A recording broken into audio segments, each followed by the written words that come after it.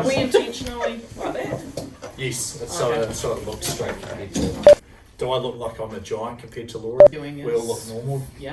Increase Stephen Adams' height at the back as if he's. You look short. Yeah, as if he's- it's not the easiest. But He's seated, Clyde? Nanai or Nanai? I say Nanai, but I'm going to say Nanai. The hill. Marty Davison. well, you can show your stat line and it won't be all Would that zeros. have All right, welcome episode. James. Oh, I thought you were. Okay, you Marty say said everyone yes. good and then you need a counting or something because you say everyone good and then I gather myself and So you're then not you start actually and good. I'm not ready. You may begin. Okay.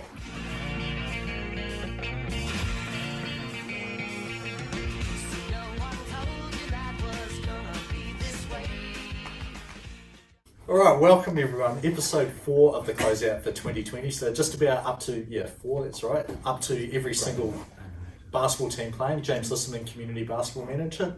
Laurie McDaniel, Development Officer. Marty Davison, referee manager. Yeah, not just development officer for one thing. A couple of things you have to Every do. week it seems to change. Yes, It does. it does.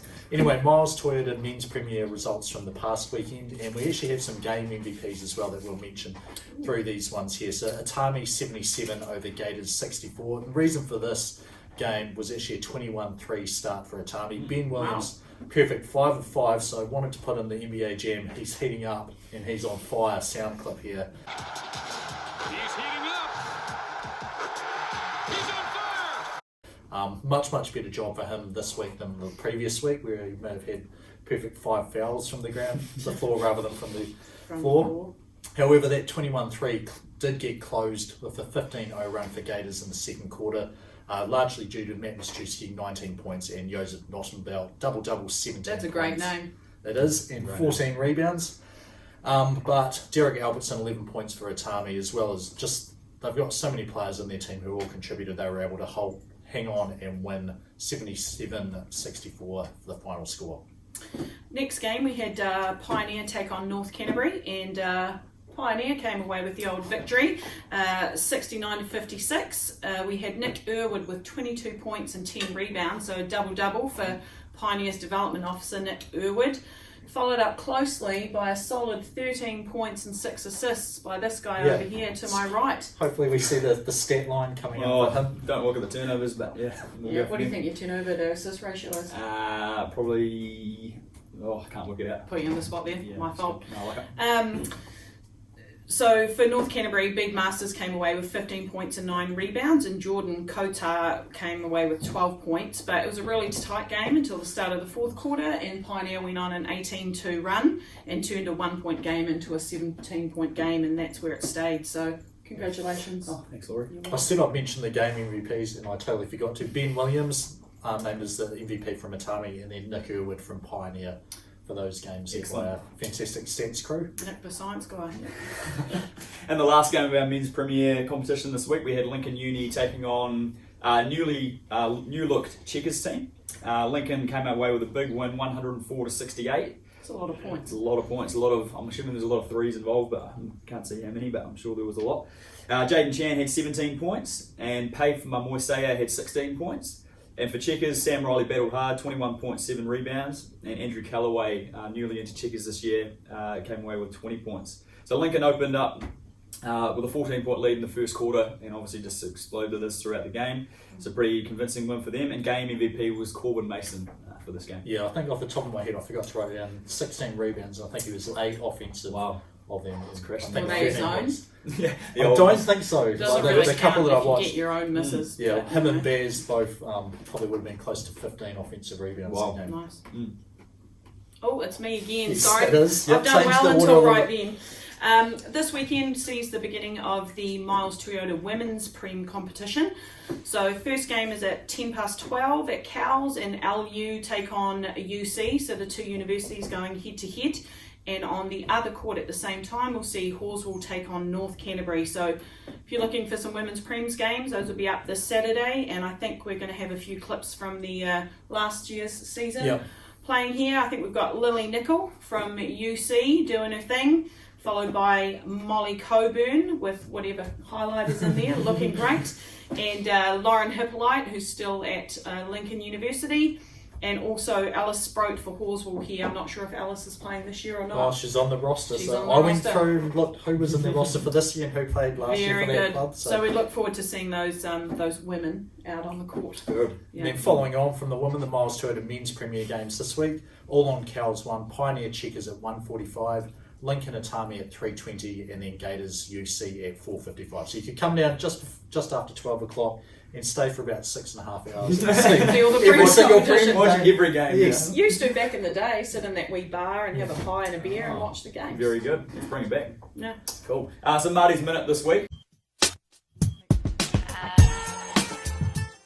We had a couple of situations on the weekend that needed some bit of clarification, so we'll go through one of them today, which is the 8-second violation.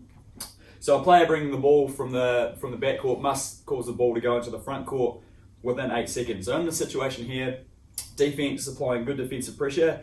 Ball they're dribbling up the court. The shot clock is on 17. The ball actually gets tipped out of court by the defender, and the ball goes out of bounds, and the shot clock runs down to 15 seconds while the ball is trickling out of bounds. So some people might say, ball got tipped out by the defense, should be my ball on the side, but unfortunately the 8 seconds has already elapsed from the time, so therefore they did not get the ball into the front court here, so therefore an 8-second violation is the correct call. So even though the ball went out off the other team, the timing still overrides the supersedes the out of bounds there. So it's important when we're refereeing to make sure we're aware of that count in the backcourt, especially if there's good defensive pressure on the ball. So it's Marty's Minute this week. Thanks, Marty. Glory League game of the week, one of the Sunday games. It's another women's Div 1 versus under 21 matchup. This was Hallsville Red versus Checkers. Checkers in the inside out top, so they're kind of white here.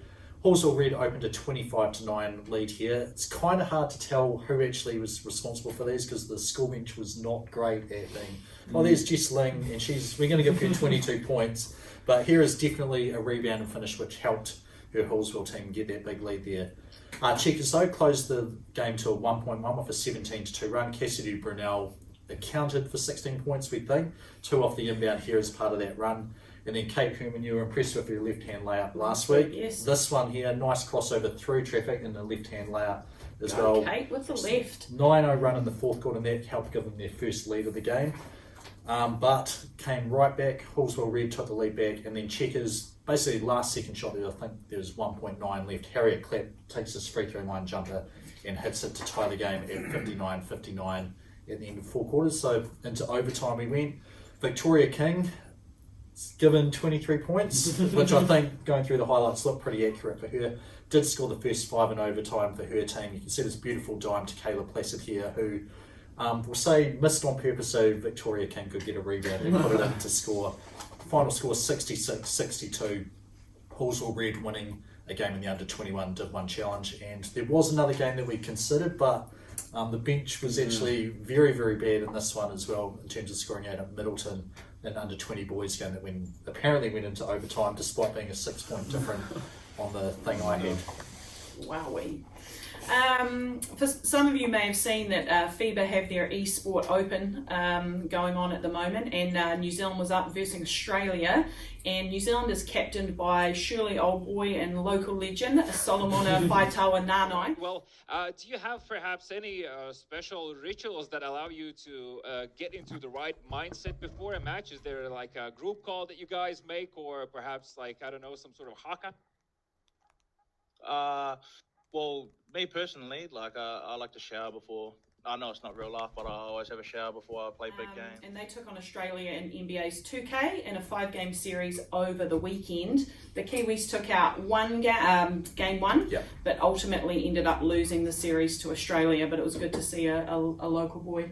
Yeah, I talked to Connor and he just said the amount of time those guys put into it before there was even a New Zealand team was impressive. So, they did well to beat Australia. The first time they've basically ever played a country versus country competition like that.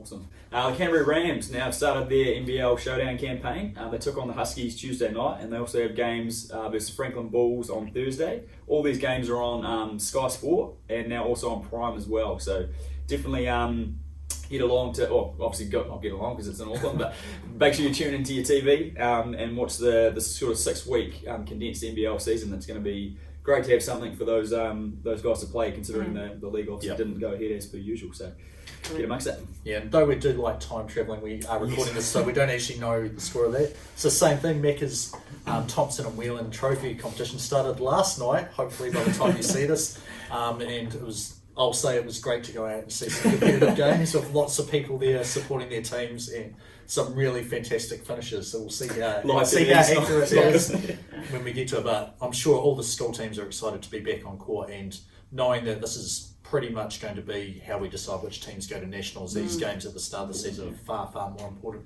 than they have been. No pressure. Yeah. Yes.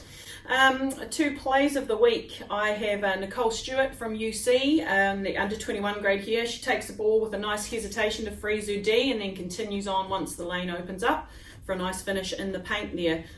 So that was against Royals, and Royals are a Div 1 women's team, and Nicole was with UC under 21s. Hopefully we can get the count on how many players she throws, because I think it was 3 that Nice. all Little stopped. change of speed, James. It's all offense is all about change of speed. Very good. My highlight today is end of the third quarter. A big buzzer beating effort here from Anton Verhul from St Andrews, just from behind mid court. Lets it go right on the buzzer. And nothing but net, and a nice wee flex celebration straight away as soon as he made the basket. It was almost before it went in. He was just straight in. So good on you, Anton. Well done. And my one here is a team effort from Lincoln. Josiah Williams with leading the fast break up to Ben Hall for a nice reverse. But I want you to watch game MVP Corbin Mason. He's right down at the charge circle, recognises that Checkers is going to have a chance for an uncontested layup, sprints back, gets Sam Riley's ball, spots it on basically the backboard up at the top of the square, but there's a small left hand, which made it was a foul call, but we were really impressed with how high up he got and the effort to get back and challenge the play there. And the crowd definitely wanted it to be a clean block, but you'll see the hand, but still the athletic play was very impressive anyhow. We want to take this time to thank CERT for funding our new Glory League cameras at Cowes, and CERT are the Canterbury Earthquake Recovery Trust, not the Canterbury Garth Brooks Recovery Trust, is how I read it earlier today. And they support our referee manager, which is crucial for the running of our sport. So thank you very much to CERT for your continued support. We really appreciate it. Yeah, they're the reason we have the new 4K cameras for Glory League. Yeah, they are better. Team as well. Yeah. Definitely a lot easier to see what's happening. Anyway, that wraps up week 4 of the closeout. Good job, good effort. Be cool, be kind. Oh, incredible job, incredible effort. Wowzers. Yes. Well played, That's what happens when you've got Write it down, Yes. Remember it.